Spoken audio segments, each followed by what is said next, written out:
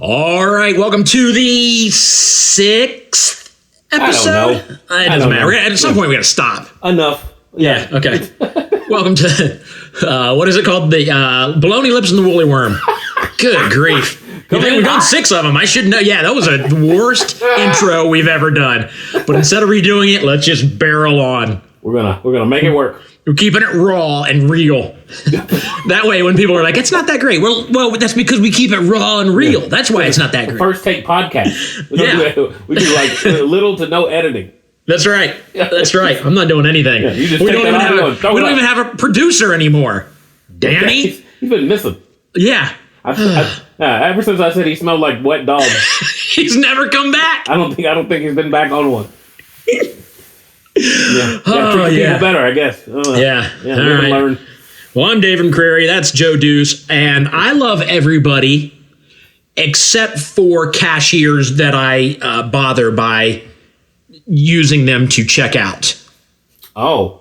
You know what I'm talking about? I know. Where they act like it's a big inconvenience to them.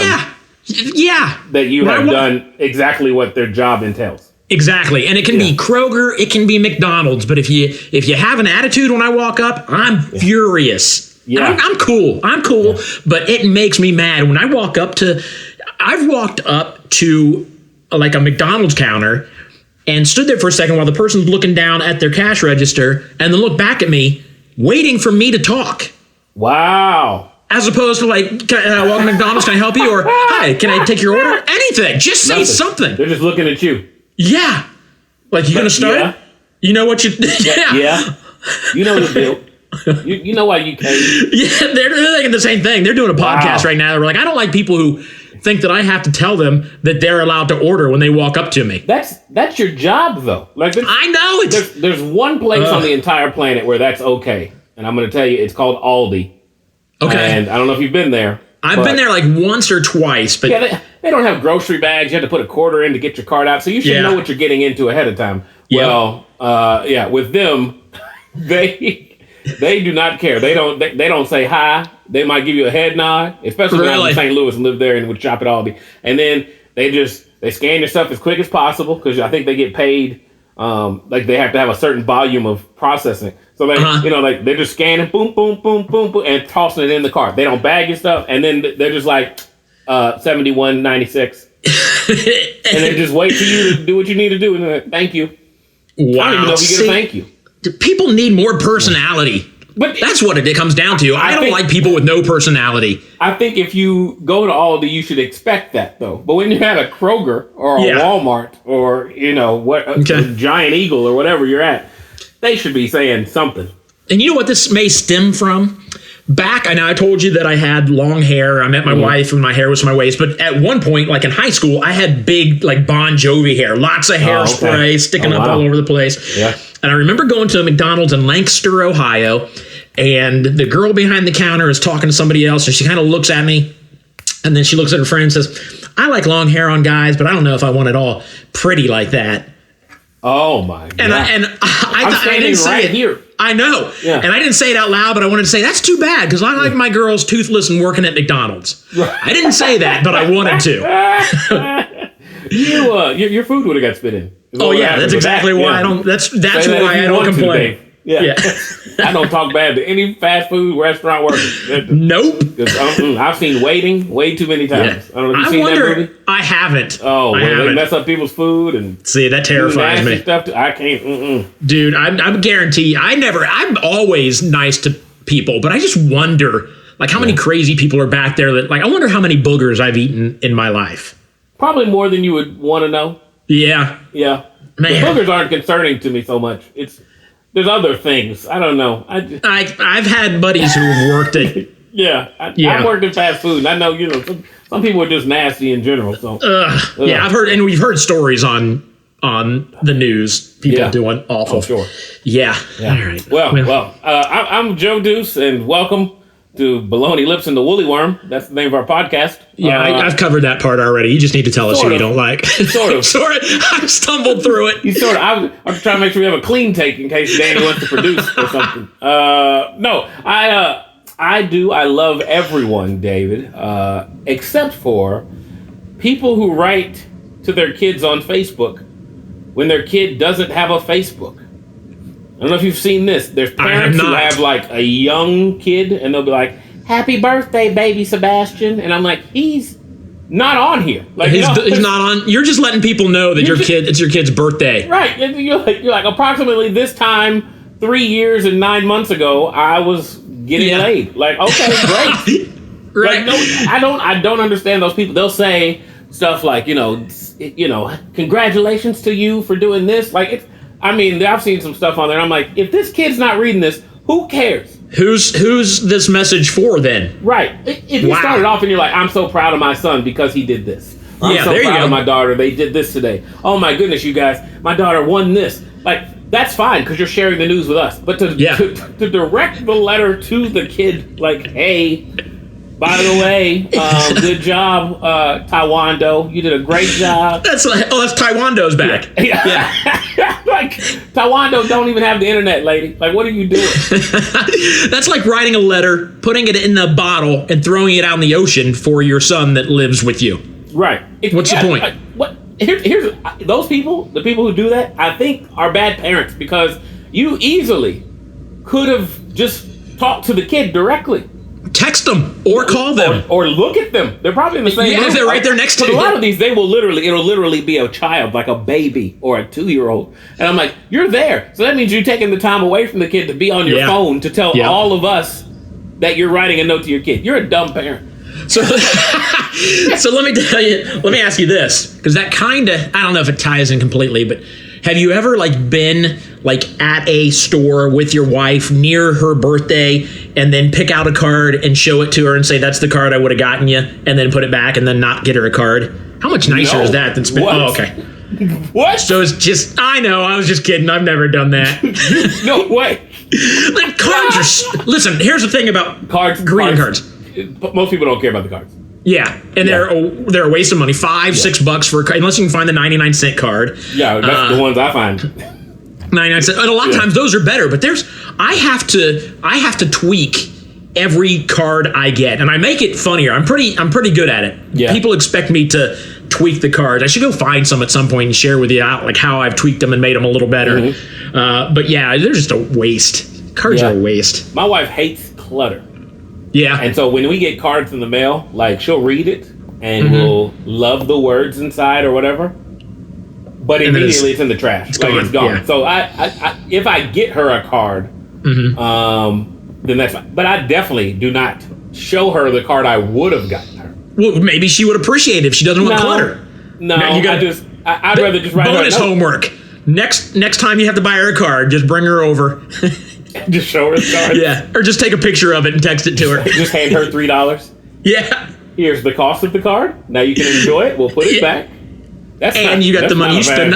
If you want to buy the card with the money I just gave you, go ahead. If not, if you want to keep it, great. But if not, just keep this. And by the way, here's a post-it of the words I would have put inside. There you go. See, come on. Oh wow, yeah, you just saved me a bunch of money. Yeah, you're like Geico for husbands. That's right. Oh man, yeah, I'm gonna have to pick a not big holiday to see if it works. Right. Like Valentine's Day. It'll go over here. Yeah. Who cares about that holiday? Right. Dumb Hallmark holiday anyway. I don't know if that's true or not, but it probably is. Probably. Yeah. So should we talk about homework? Yes. Let's talk about homework. Okay. You want me to start? Well, let me start because mine's going to be fairly easy. Okay, yeah. You had me listen to Isley Brothers' song "Contagious," or Ron Isley. Yeah. With R. Kelly, and it's more of the singing and talking and telling a story, but it's not like telling a story; it's like acting out the story. It's a hip opera. Is that okay? Now, is that? That's a thing. Is that what they're called? Is this a thing? Do black folks like this? Because it's pretty awful. It's awful in a great way. Okay, I was going to say, wait a second. You will not talk about Contagious that way. Now, when I heard it, you mentioned last week that you will sing this like in your stand-up show, yes, and get the whole room singing. And I remembered when I heard, I'm like, I've heard him sing this before, yeah, and I had no idea what he was. I thought he passed out pamphlets earlier and said, "Hey, when I start singing, you sing this part." Small hymnals on their table. Yeah, exactly. Page 12 for me. We're gonna see verses 1 and 3. So sing it for us right now. What line would you sing? Oh, did you start the argument? The argument is the key. Like the rest of it doesn't. It's great, but it doesn't matter. But what the hell is going on between the sheets in my home? Then the ladies in the crowd will go nuts. Baby, wait, let me explain. And it's on from there. Yeah, and the problem with the video is that the argument is never really resolved. It never is. Random posse. It just goes back to him hearing them again. Yeah, and like they got their I don't know if posse is still the word they use, but their posse comes in and they leave. Like, wow, I feel like they were heading in the right direction. And sorry, now it's running through my head. We just got to wrap this song up. Let's just wrap it up here, and it doesn't end really. You know what? Here's the thing. I think to fully appreciate it, I should have assigned you a little pre-homework. Okay. Because throughout the late 90s, early 2000s, R. Kelly and Ron Isley had several music videos together. Okay. Where basically, R. Kelly almost every time was stealing Ron Isley's girl, Mr. Big. And so that's why when he was like, Mr. Big, before you done, wait, how you know my name, son? Like that whole part, there's a whole backstory that happened. And so there was all these videos where it was like, it would end and it'd be like, to be continued. Okay. And so, but then this one was a great song, great argument. But then, like you said, it ends and then he's back to hearing them again. Yeah. And then it's it makes no sense. But there is a chorus. There wasn't a chorus in the original R. Kelly stuff you had me listen to. In the Closet, there was no chorus, like a repeating chorus. There's a chorus. Yeah. That's right. Yeah, because I listened to it first in the car, and then I thought, well, I got to see it when I get home, so I know exactly when the argument, see it play out, and hip opera. Yeah, it's good. Yeah, brother, it's like a telenovela. It is dramatically terrible. Everything you probably shouldn't do in film, video, music, whatever. Yeah, they do, but somehow it works. I need to just walk up with my phone on video to just random black folks hanging out and start singing that song to them and just find out number one, who punches me in the face because it's weird that I just walk up and start singing that song to them, and then who just sings along. And I think you'd be shocked by how many people would join. Okay. Now, is there an age limit? I mean, some younger people get it, but over 30. Okay. Especially black women. Like if you walk through a grocery store, and you happen to be like in the produce aisle, and you see a black lady, and you go, and you start it off, just what the hell is going on between the sheets in my home, and then reach out to her. She'll probably join in. All right. She might be weirded out by you. I'm not sure, but she might join in. And she will be weirded out by that. But the risk will be worth it. If you can get 4 or 5 of those on video, the whole produce aisle looking at you while you two are making a music video will be hilarious. All right, I got to learn it. And I got to do this, bro. That would go viral, Black right? National anthem. Okay. it's no. Oh, I love it. Yeah, I love it.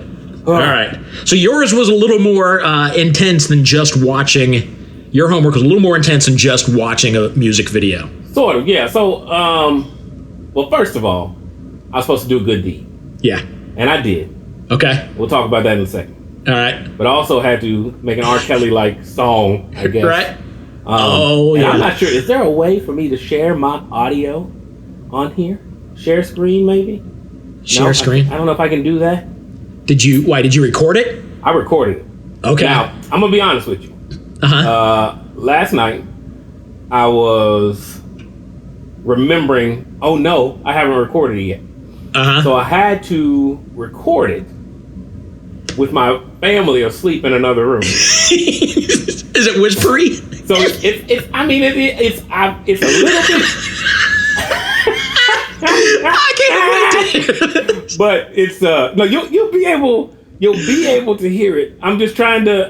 I believe there's a way for you to share your your sound on here, and if I can figure it out really quick, then I will play it for you. While you look at that, I'll talk about there's times when during this quarantine and stuff, I've had to shoot some stuff in my basement for like companies, like promotional things for them, just to help with events that they have coming up. And like right above me is where everybody is, and it feels weird to me that they're up there listening to me say, like, all right, this week at Goodyear Tire, we're going to be doing this and this and this. And so it's always kind of muffled, like, so this week at Goodyear Tire, we're going to be doing... It's kind of quiet because I don't want it loud enough to where they hear it. It sounds like it. When I play it back, I'm like, I got to get over that because this is going to sound ridiculous when I send this off to Goodyear Tire and they hear this. Yeah, right. Yeah. Let me see if I play this, let me see if you can even hear it. Okay. I'm getting nothing. Let me see. Well, it's not playing yet. Hold on. Oh, okay.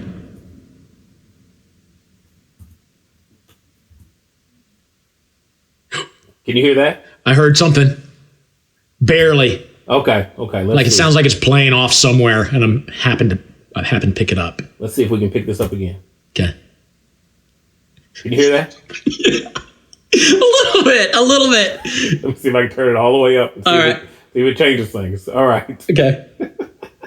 It's ridiculous. I'm going to turn up my headphones too. All right. Okay.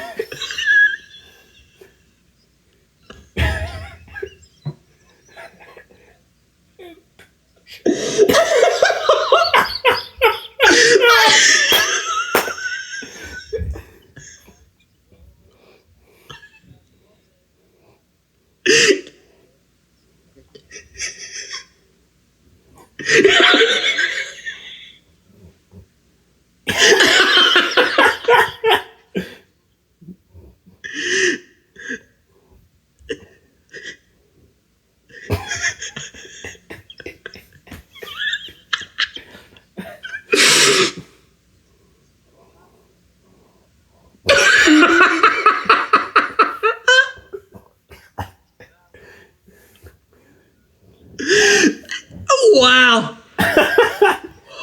Oh, so good. I thought it was done.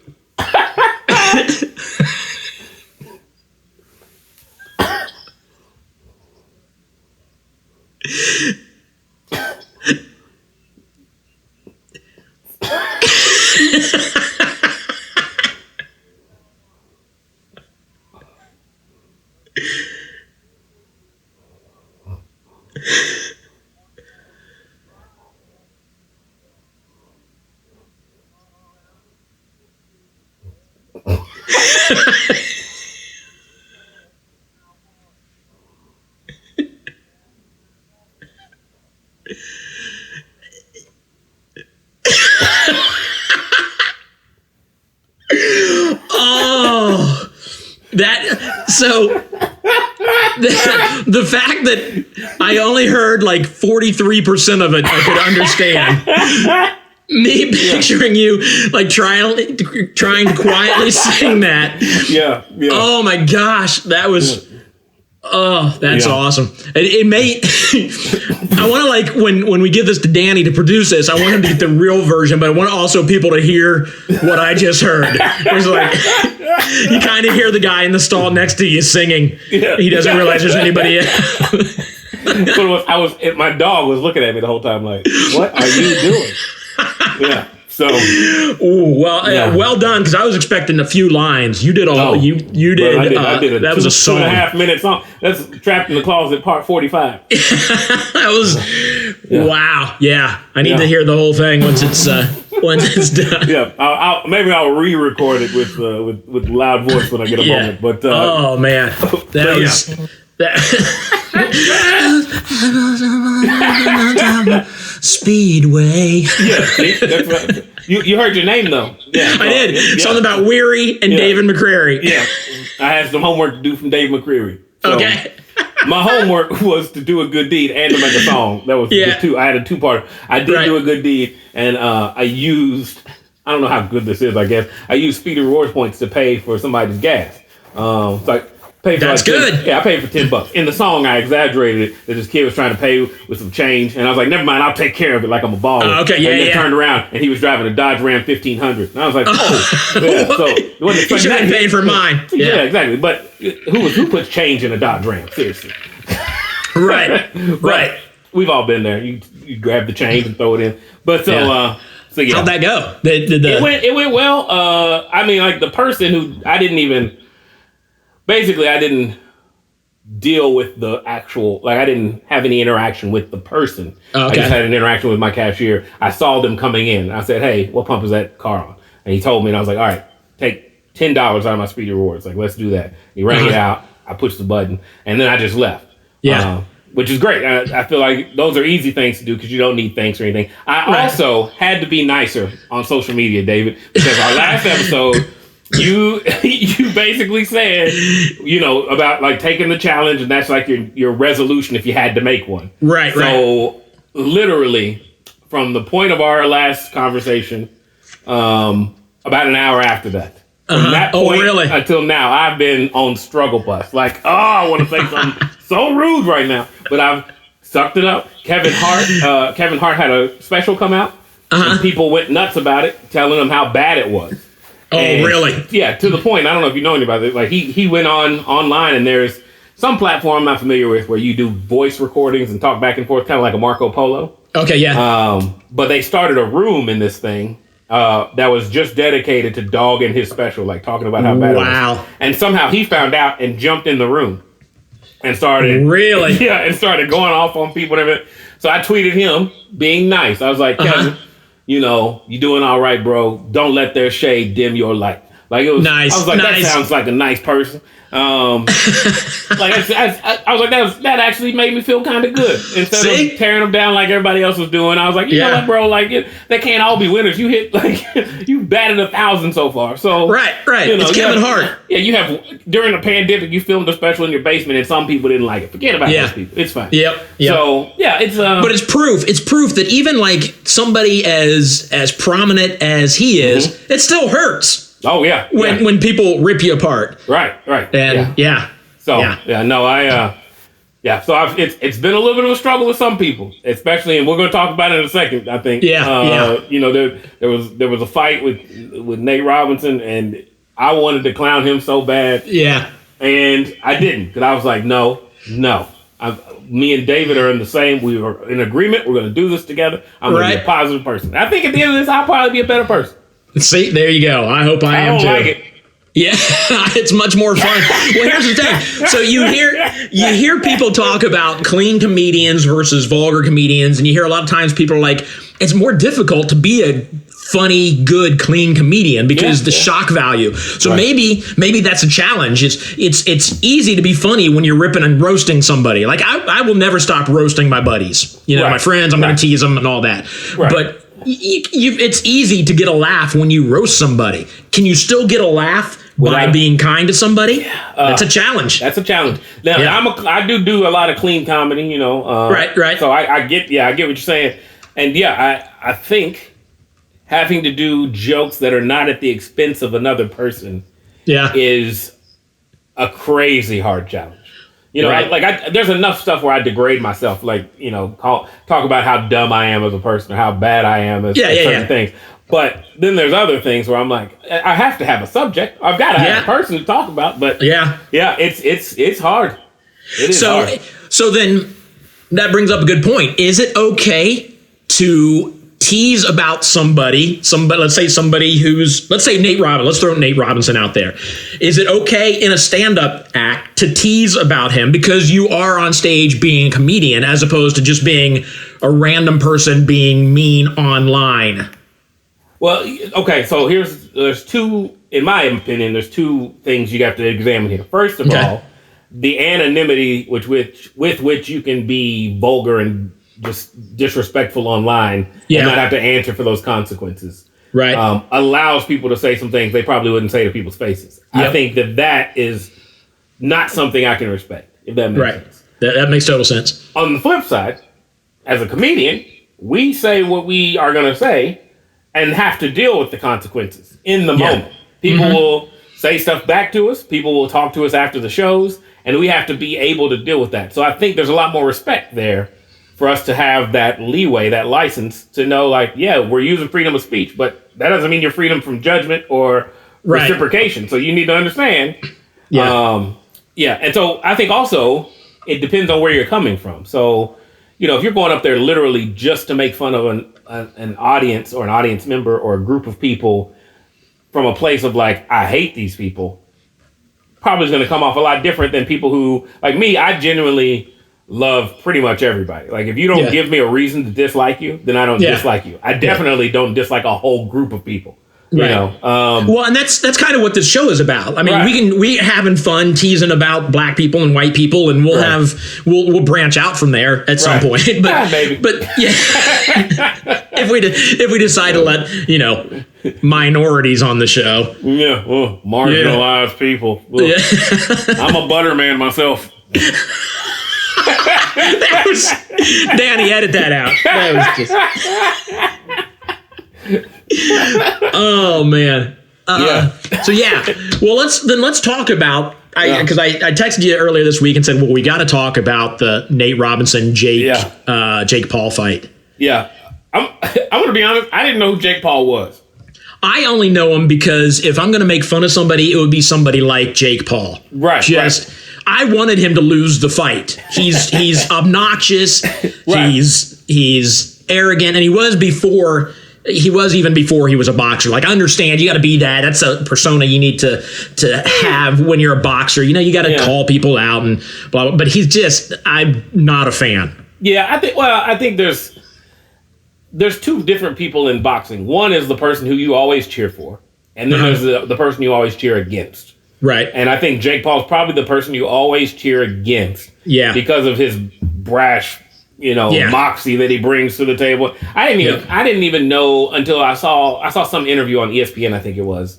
And he came off as like a really cocky guy and like almost like a Conor McGregor, but American and even more douchey. Yeah. That's fair. So like I was like, who is this? So I had to Google him, and like the first thing that popped up was him and Soulja Boy had like an altercation or like threatened to fight each other.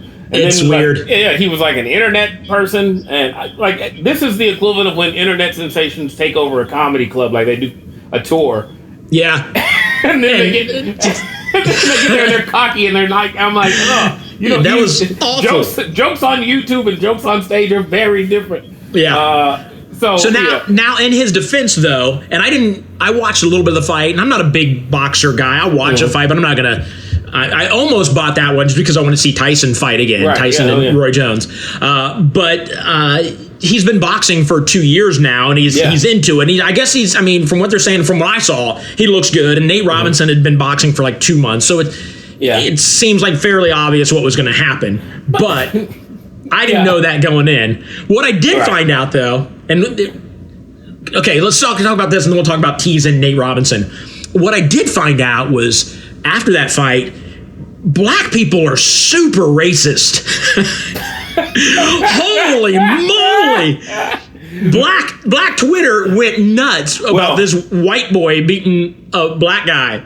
But we talked about Nate Robinson, though. Oh, you did. First of all, let's just put this out there, okay? I think everyone is pretty racist, all right? Yeah. To some degree. But I think also you have to understand that a lot of what goes on is, I don't know, it's like it's an inherent thing. Like for so long, I feel like there was like the Great White Hope, and like the Joe Louis versus Max Schnelling, and like all these things that happen. And so it's like, I don't know if you guys have this. When you see a boxing match or a UFC fight, because I'm a big UFC fan, when you see that, is there any point when you're like, it's a black guy versus a white guy, or even a Latino guy or Brazilian guy versus a white guy? Do you automatically cheer for the white guy if you don't know who they are? No. I don't. Well, like this one, I wanted Nate Robinson to win. Right. I think for a lot of black people, for some reason, automatically we go for like if I know nothing about the two fighters, they walk into the ring, I don't know them from Adam, and the fight starts. I, in my head, inherently, for some reason, think I got to cheer for the black guy. I guess. Yeah, and see that to me as a white guy though, that I feel like I get that. Yeah. Okay. I do. But I mean, I don't think I do. Yeah, I don't know. I mean, I usually, if there's a boxing match with a white guy and another type of guy, I'm just assuming the white guy's gonna lose. Yeah. Well, here's why I asked. I was in Florida at this big coaches thing. This was, 6 years ago maybe, and it was me and a bunch of other coaches, and we ended up going to like a Hooters to watch a fight, and it was Johnny Bones Jones fighting. And that's one of my favorite fighters in the world. And I don't even remember who he was fighting, but it was a white guy. And there was like a lot of bad blood and talking back and forth. And so the fight starts, and there's this table full of white guys on one side of us. And then there's a table full of black guys, like right behind us. And the white guy got a real good hit on Johnny Bones Jones. And the white guys, two of them, stood up and was like, "That's right," and looked at me and the black guys behind me.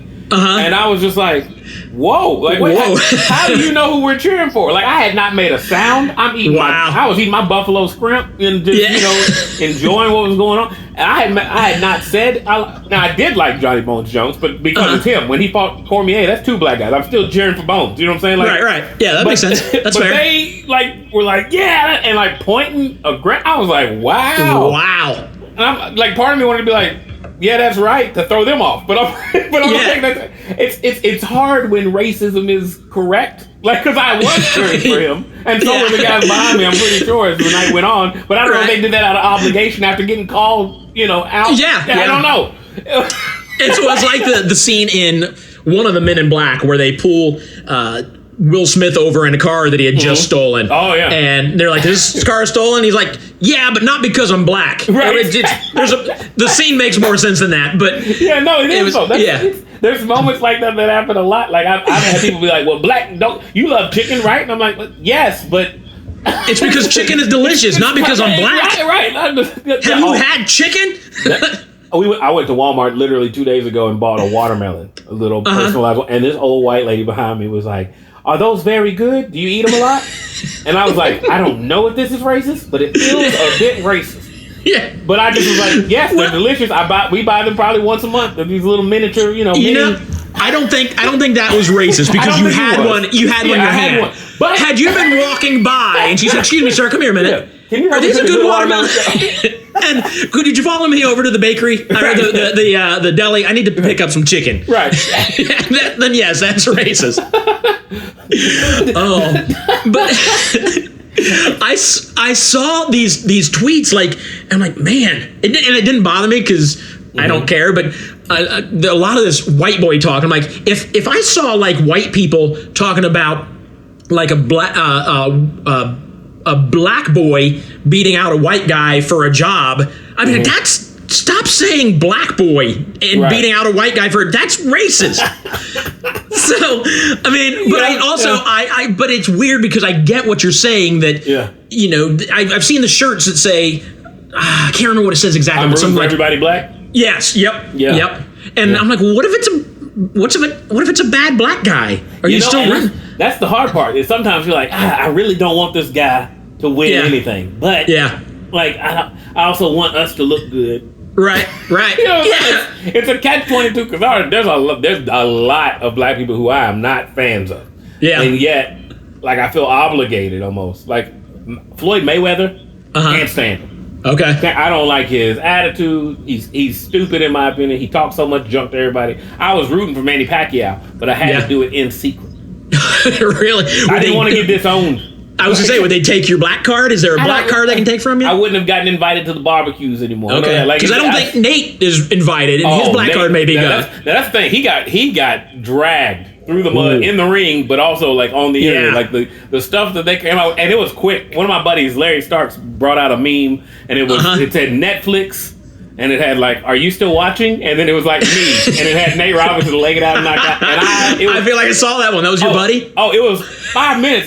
5 minutes after it happened, he had the meme out, and within 30 minutes there was 20,000 shares. Like it was going. Wow. And so and that's the part that bothered me, David. I was like, I could make a really good meme right now. Okay, so let's go into this then about the kindness thing, because he was in a fight, and he lost. Yeah, which happens? Is it okay to tease a little bit because? I mean, he's in a fight. He was trash talking with Jake, and Jake was trash talking him, and he got beat. It'd be different if. And maybe it's just me, and maybe this is where I can get better with my teasing people. It would be different if he got hit and then ended up in the hospital and right. Couldn't fight anymore. And there's a fine line there between teasing and at the point where if I was Nate and I got beat like that, you kind of have to lean into the teasing. I'm like, yeah, he got me. He got me. I gotta box more before I start trash talking. But my life mantra is life is 10% what happened to you and 90% how you react. So there you go. Yeah, I mean, like clearly he got knocked out, and how he reacts from here is kind of on him. But I mean, even the NBA was roasting Nate, like because he said, "I'm going out here fighting for all my NBA brothers," and they were like, "That did not age well." No. So this is a catch-22 for me, because being in the entertainment industry, and I'm sure you understand this, there's people all the time who are judgmental of what's going on. Like I don't know how many times you've opened for somebody and you get done and the show's over and they come up to you and they go, "You should have been the headliner," or "Oh, you were better." Yeah. And I'm like, you get that you don't understand that he had to do twice as much time as me. Yeah. And you've seen all of his material on TV, so he had to bring new stuff that he's probably written within the last 3 months. Like, you don't understand how this process works. And that's the thing with Kevin Hart, when people were dogging him. I'm like, none of you would even get on stage to do comedy. Yeah. And so for me, Nate Robinson got knocked out, and the way he got knocked out, to me, that he ended up laying out, is hilarious to me, because I played Mike Tyson. There was a video game on Sega CD. My brother's friends had brought it over, and we played it, and I got knocked out so badly that the screen went black, and then it blinked like I was waking up, and the janitor was sweeping the ring. Are you serious? And so that's in the game? Right. So I don't remember the exact game, but like it was a Mike Tyson game, I'm pretty sure. And so in my head, immediately, I was thinking, that's what that feels like, I guess.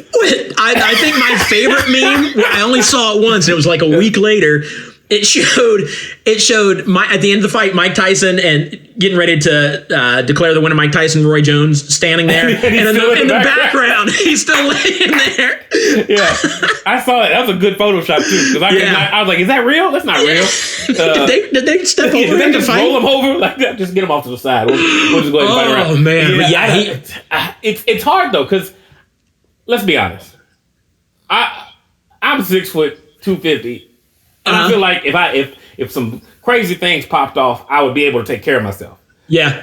But there's no way I'm signing a contract to get in a ring with somebody who's been training as a boxer. Yeah. For any amount of time. Yeah. For any amount of time. Yep. Like that, I'm not signing up for that. Yeah. Nate did, and that's his fault. But at the same time, I'm not brave enough to do it. So can I really talk junk? I don't know. See, there you go. And that's so. Do you crack a joke on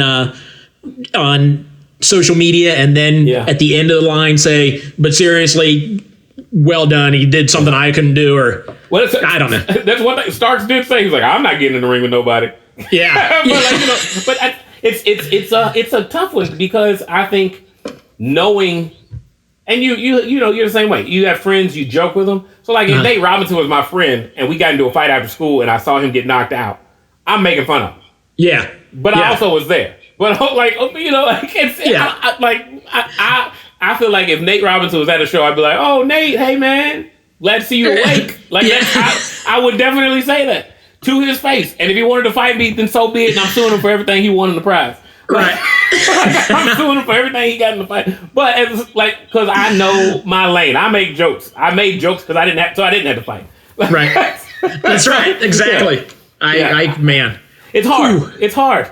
Yeah. That's a hard one. I think my personal opinion is, as far as comedy goes, because we talked earlier about who you make fun of, if it's okay. I think if you make fun of people equally, meaning you're not afraid to talk about anybody, then I think that's okay. But if you're so directed at like one group, then clearly that's slanted. Like I'll make fun of Democrats, Republicans, white, black, Asian, Latino, short, tall, big. It doesn't matter to me. I'm gonna make fun of everybody, and that's what I think true equality is. And so if you can't take the joke, usually what I say, like I've had people who get mad. But I had a guy get mad at me because I told a joke about diabetes, and it wasn't even a joke about people who have diabetes, like necessarily. It wasn't like I was like, "Yay, diabetes!" No one's like that. You know what I'm saying? Like, the joke was literally, I said, somebody asked me if I was mixed, if I was the best of both worlds. And I was like, I guess it'd be terrible if I was the worst of both worlds. Like if I had diabetes and couldn't dance, like that'd be horrible. You know what And that's the joke.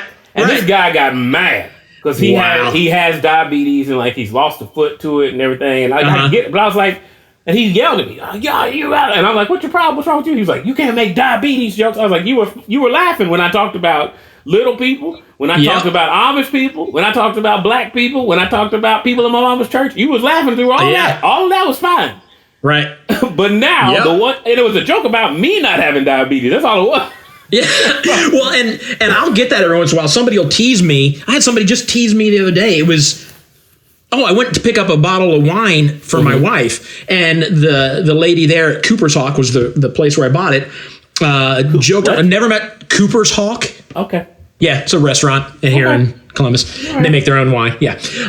And so she cracked a joke. I've never met this lady before in my life. And, I talked a little bit while I was ordering, got to know her a little. I talked for 2 minutes maybe. And then she said something about my wife needing the wine to put up with me. And I laughed about it. And she, she was cracking. It worked in our conversation. It worked. But it was kind of out of the blue.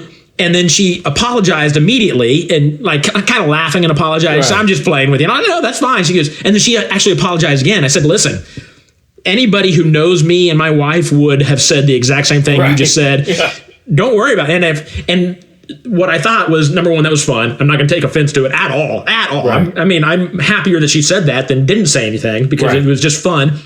But who am I to be offended by something like that if I tease people the way I do? Right. Yeah. I'm going to tease my buddies, and if I can't take somebody teasing me, then get out of the game. Right. Yeah. Yeah. That's true. Yeah. It's a catch-22. I think if you can't take it, then you shouldn't dish it. Yeah. And I know my comedy is subjective, so I know some people are gonna be like, "You're not even funny." Okay, well that's fine, whatever. There's hundreds of people laughing. Like that's fine. But there's comments out there who can't take it. I'm blocked on Twitter by Chelsea Peretti. Really? And it's all because I was doing a thing at the time called rude tweets. Like there's mean tweets. I think Jimmy Kimmel does now. Yep. It was like that. I would just tweet rude things. It was the opposite of the challenge we have going now, basically. But it was never like blatantly like, "Oh, your mom's fat," or it wasn't like stuff like that. It was like, so Chelsea had a special on Comedy Central, and I watched it. And I chuckled twice. Yeah, and was it kind of forced even? Yeah, I'm like, man. And so I tweeted her. I was like, "Chelsea just caught your." And let me backstory. She had liked a bunch of my tweets before this. Oh no. And so I was like, "Chelsea just watched your Comedy Central special. Nice try." Hashtag rude tweets. I'm like, that's funny. Like, that's funny. I was like, it was. And if she tweeted that to me, I'd have been dying. I'd have been like, "Oh, okay, all right, yeah, you got it. It wasn't that great." Wow. Yeah. But immediately, like a couple 2-3 minutes later, I went to tweet something else, and like I think my next tweet was gonna be like, "I'm just playing, good, like," and I was blocked. I was like, whoa. Wow. And so I'm still blocked to this day.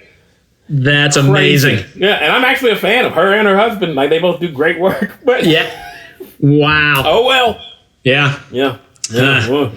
I see stuff with like you said, being in the public eye. You see stuff every once in a while. Mm-hmm. I host that show here in town, and every once in a while, somebody will say something about me or the show, and I don't care. Yeah, I've got. They don't know me. You get to know me, you're gonna love me because I'm adorable. Right, exactly. So I'm like, you don't know me. Why do I care about your opinion? At the end of the day, if you're not buying tickets to my show, then I don't have any reason that I must please you. That makes sense. Exactly. And so I've got a dry bar special coming out, and I got a friend who he did his, and literally like a couple weeks after it came out, was in the comment section arguing with people, like, and it wasn't like bad arguing, but they would be like, "Why does he keep looking down?" Because he kept doing that during the set. And then he was like, I'm looking down at my emotions that you keep trampling on or something. Like I was just like, goodness gracious. But he was really upset and like kept talking at people. And I'm like, like when mine comes out, thank you for watching is the only comment you're going to see from me. Like I'm not arguing with people. I don't care. If you don't like it, then don't watch it. Like it's not a big deal. Subjective comedy is like everything. So wow. I don't know. So I think people in general, if we're going to do the Lord's work today, the one message people should take is if you can't dish it out, or if you can't take it, then don't dish it out. Yep. And if you make a commitment to like, I can take it, then you can't get so easily upset. Right. By little things. Like people aren't going to like everything you do. That's fine. Yeah. Jesus had fans and haters. Yeah, absolutely. More haters than fans, to be honest. Yeah. And I mean, that didn't end well. Didn't end well for him, but it ended well for us. Technically, there you go. Preach. I mean, that's. But I'm just like people all the time. They spit out stuff like "judge not, lest ye be judged," and I'm like. Yeah, I get that, but I'm fine with being judged. Like, it's okay. Yeah. It's okay. You can judge me. I'll judge you. We'll both be judgmental, and then we'll be done with it. It's not. And we'll have fun. Yeah, it's not a big deal. Yeah. All right. So, what do we cover? Black people are racist, and based on the definition, black people cannot be racist because it has to have a power in the social construct. Black people don't have the power. We are definitely bigoted and prejudiced, but we cannot be racist technically. So I will cling to that. But yes, the old black people are the most prejudiced people I've ever met. Really? Like, all right, yes. They just, I mean, the stuff they say, something you be like, what? So let's. Wow. Where do you think white people smell like wet dog? Okay, it started long. Okay, right. If she can't use your comb, don't bring her home. Like that's a thing in black household. So like, man. Just saying. It's fantastic. Yeah. All right, man. We talked. Daggone, I had a couple things to talk about today, and we go so long. Oh, my bad. Yeah, that's all right. We had stuff to talk about. This gives us stuff to talk about in the future. Save those. We'll be. I'm writing I got a list of your homework here. I'll show it to you real fast. Oh gosh. Okay. Just different thing. I mean, we're only going to pick one of them. Okay. It looks like we got a text here. Is that a text from Danny? Let me see here. Oh yeah. Oh, we got the third episode is up already. What? On the services, haven't updated the website yet. So, all right, okay. So maybe he's wanting to go out weekly. I guess we're gonna start going out there. We might be going out a little more often. That's fine with me. That's fine with me. We're good. All right, let's get to our homework section. Okay. Yeah, I got 5 of them here that I can pick from. Pick your one. All right. You know what? You mentioned it earlier, so this one kind of fits. Watermelon is still out there. You can still buy watermelon this time of year. Got one in my kitchen right now. Not because I'm black, but because I have a sweet tooth and I love watermelon. I love being hydrated and refreshed all at the same time. Listen, this summer, I had watermelon probably every day. And when I say watermelon, a lot of watermelon every day. Yeah. We were hooked on it around here. So here's what I want you to do with your watermelon. Okay. I want you to slice it up or however you cube it, whatever you ever want to eat it. We got a 3-year-old. She likes to cube. So. Okay. Yeah. Put pepper on it. Yep. Eat it with pepper and a good amount of pepper. I put salt on my watermelon. You can do salt and pepper. But pepper. Oh my gosh, dude. I did it for the first time this year. I don't even know why I tried. I'm like, I'm just going to try some pepper on this. It's a game changer. You got to put enough on that you really, I mean, mine is, really on there. Was it the fancy cracked paper? No, it's just regular black. Yep. In the red can with the white top, that pepper. Yep. Okay. I'm going to try it. Now, I have had grilled watermelon. I don't know if you ever had that. I've never tried that. And I'm sure that there was probably some pepper on there, so it does kind of make sense. In my head, I'm like, that's not a far leap. Yeah. Try it. And so maybe that's what happened when I eating this watermelon. I thought I'm going to try some pepper on this. So people salt on. Let me try it with pepper because I like pepper. I'm not a crazy pepper fan, but I'm telling you, that's the only way I'll eat it now. And you got to put it on there fairly thick. Okay. And I mean, you play around with it and go ahead and put salt on there, but it's next level, man, for me. And I've had people try and some are like, I try. It wasn't bad, but I'm gonna try it. I'm gonna trust your opinion. Okay. I'm gonna give it a shot. Yeah. You may have to, try it a couple times. If the first time you're like, all right, it's not bad, and just do it again. But first time I tried it, I was hooked, and it's the only way I can eat it now. I mean, I found lots of things that, other people think are not good. I put ranch on my spaghetti sometimes. I put ketchup on my, yes, that's right, ketchup. No. I put ketchup on my macaroni and cheese sometimes. No, I've seen people do that. Ketchup is only for French fries. Only thing ketchup is for. That is blasphemy. Are you kidding? Nobody puts ketchup in a corner, Dave. Oh, I do. No, it can be on burgers. It can be on shrimp. It can be on fish. It can be on... on shrimp? Just cocktail sauce on shrimp. Some people are broke, Dave, and then you got to just make your own cocktail. Fancy horseradish in there. Just mix it up. I'm just for fries? Just for fries. No burgers? Nope. I mean, I can have... If somebody has a... So the meatloaf, when my wife makes it, she makes it like sweet. Like she adds brown sugar to the ketchup. Yeah. Mm-hmm. No, I'll put like a hot sauce on there. Yeah. But I'm not a big sauce guy. Like mustard, I'll use mustard on like a corn dog. Maybe French fries. Sometimes if it's like a hot mustard on French fries. Okay. But I don't want my bun soggy. So I won't do a lot of condiments on my sandwiches. You should do some ketchup on your eggs, Dave. No, that's gross. It's good, bro. It is good. It's delicious. Eggs, number one. Eggs aren't that great. Okay. Well, put ketchup on your macaroni and cheese then. You know what I did used to do? I would dip my macaroni and cheese in applesauce when I was a little kid. Oh, that's delicious. Yeah, that's good. I haven't done that for a long time. Yeah, that's delicious. Same with grilled cheese. You can dip your grilled cheese in applesauce. I've never done a grilled cheese in applesauce, but it seems like it'd be about the same. Yeah. Okay. It's not bad. Wow. Yeah. Okay. Well, here's your homework. Okay. This might be controversial. Okay. So buckle up. All right. Obviously, we've done some in-depth reviewing of R. Kelly. Okay. Realize he's been involved in a lot of different things, but obviously he's been caught up in the wave of cancel culture. Yeah. Here's what I want you to do, Dave. Over the last 5 years, probably 5, maybe 10 years, a lot of people have been canceled, quote unquote. I want you to make your list of the top 5 people who have been canceled that we're missing out on. Okay. You know what I'm saying? Like so for me, R. Kelly's music is great, but we're not supposed to listen to it and like it. Okay. Because he got canceled.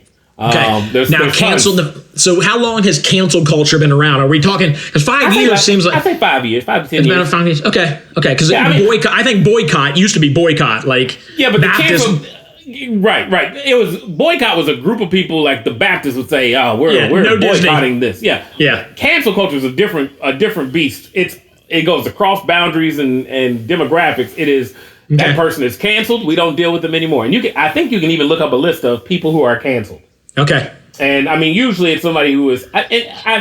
Some of these people deserve it, but I think the problem with cancel culture is it sweeps everybody completely out, and you put everybody at the same level. Like the things Louis C.K. did are not as bad as the things that Bill Cosby did. Right. If that makes sense. Right. Both of them are not good. Whoa! Bill Cosby is black. What are you doing going against Bill Cosby and rooting for Louis C.K.? No. We gave Bill Cosby away a long time ago. Okay. Right? And I knew something wasn't right with Cosby when he had he's not right. When he kept rubbing feet in the Cosby Show, I was like, this man, you don't rub feet that much. It's not a thing you do. Not on TV on a sitcom in front of people. So yeah, I think I want to see who you think. You get a list. Okay. There's a lot of them out there.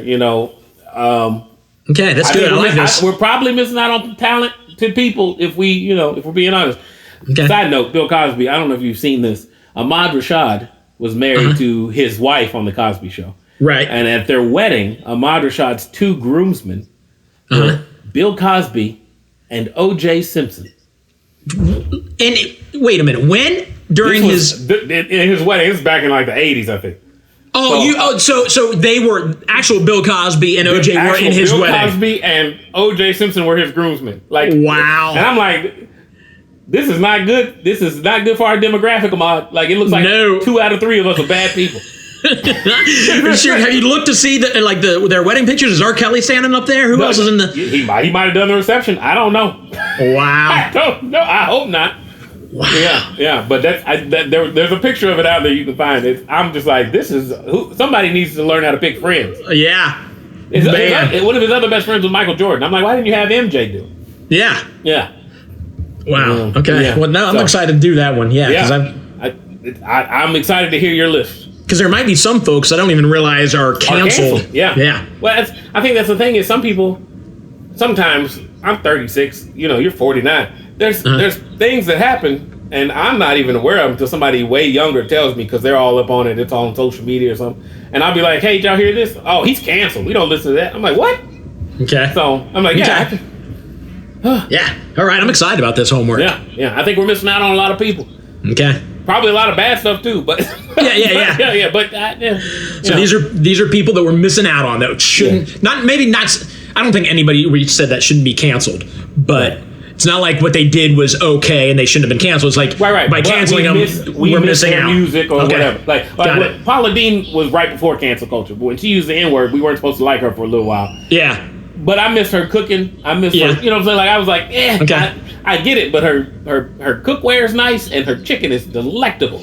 Like, okay, so there's this is one that I'll throw out there just from, it's local, so it wouldn't mean anything to you. Mm-hmm. There was a cop who was killed. It had nothing to do. This was back before the controversy and stuff that's going on now. Mm-hmm. A cop that was killed here in Ohio, and there's a barbecue restaurant owned by a white guy that he posted. He was upset that the PGA tournament was being postponed or wasn't being shown because they were talking about this cop's funeral, and people went nuts and started boycotting his restaurant. Yeah. And it's some good barbecue that. At some point, I'm gonna have to all right, I forgive you for saying stupid stuff because I want that barbecue, bro. Like that's Who have you ever literally sat down and watched golf? Not like where you're gonna really be upset if you miss 2 rounds of the PGA Tour. Right. No. Now there have been times when Tiger won the Masters a couple years ago. You want to see that it's coming down to the last minute, but there's a playoff going on for whoever's gonna win. Like that, that I get, but a random. And that's me being a golfer too, being into it. A random day, it's Tuesday here at the Masters. We're still in the first round, and now we're looking at. I don't know, Brandon Choi, who comes to us from upstate New York. He's been golfing professionally now for 3 months. Like no one cares.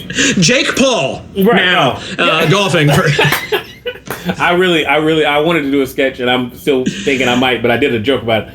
I want to do a black golf channel, that literally is just for we just covered Tiger Woods and the 3 other black golfers. And but because we don't whisper, we are terrible at whispering. I've been in movies with you guys. You know what I'm saying? We are terrible at whispering as a people. And I just hear here he comes approaching the green. Here he goes, putt.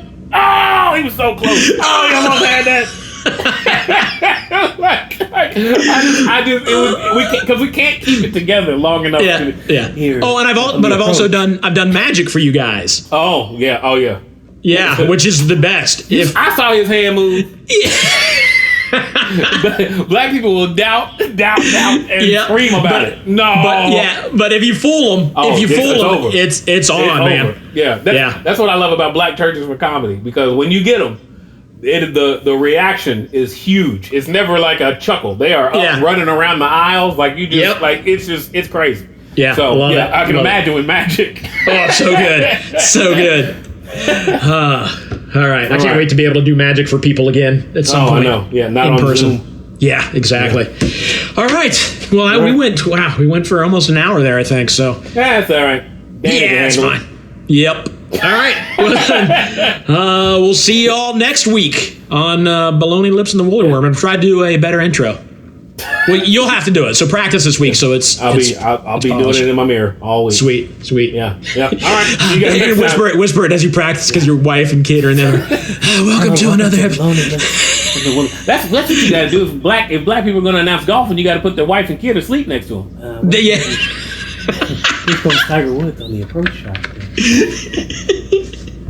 Oh damn! They done woke up. Never mind. It's cool. Look, Tiger got it, baby. Cha-ching! Oh, it'd make it a lot more fun watching golf if that was the way they do it. Like Snoop Dogg. Snoop Dogg narrating is... Well, he narrated that fight. Yeah. And then you've seen him narrate the... He sang a hymn. He was singing a hymn. He sang a hymn when Nate Robinson got knocked out. Now that is the most hilarious part of the whole thing. They talked about the Tyson and Roy Jones fight. He said, "This looks like a couple of my uncles at the barbecue." It does.